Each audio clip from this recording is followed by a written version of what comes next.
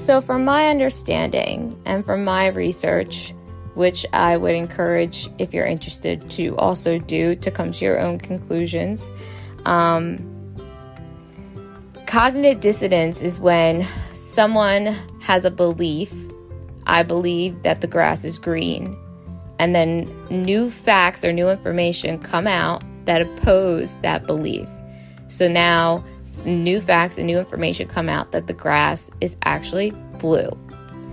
Cognitive dissonance is something that almost it goes off in my brain, trigger,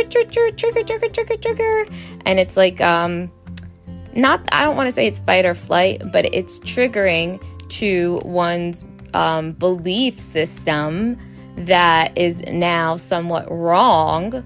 And so they want to, or we, when we're in this situation, we need to adjust the belief that we know to the facts that are given to us. So that's why we see a lot of, like, people would say, that's bullshit. No, the grass is fucking green. Like, you're not going to tell me the grass is blue. Scientists after scientists after scientists could come up and show you experiment and peer-reviewed articles and studies and blah, blah, blah, blah, blah, over and over. You get 5 minutes. Nope.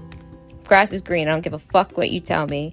So that's kind of how big picture of cognitive dissonance. But I think where the problem, one of the many problems that lie within this culture I feel that we live in of cognitive dissonance is our education system, is because they fucking fail to teach us that not everything is finite. Things can change. Things are not always set in stone. And, like, it's like right now we know of only 8 planets. Back in the day, Pluto was still a planet when I was in school. So it should always be like subject to change, subject to, other thinking people out there who study this stuff, and things may change. But no, we're so set and we're so certain. Like, if I pull up a Merriam-Webster definition of a simple word like joy or whatever, happiness, means joy, happiness, whatever. I kind of forgot where I was going with that, but we kind of set ourselves up for this failure of when we get new information, we can't accept it, and it gets to a point where I think where I was getting with the whole dictionary thing is, even if like you read out of a dictionary a definition for something, everyone can perceive it differently. And that's such a big thing that we don't take into consideration, is that the grass could be green, right? Maybe from my perception, it's purple. Maybe I know that it's green, but from my perception, it's purple. And I mean, well, that's not really a cognitive dissonance. Well, no, yeah, because I'm agreeing with the fact that, but that was a shitty example. But so it's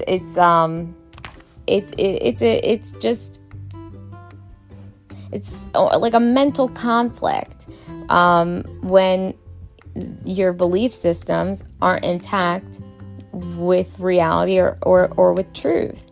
And I don't totally blame the teachers or the teachers unions, because I feel like they were all brought up in the same type of educational system we were.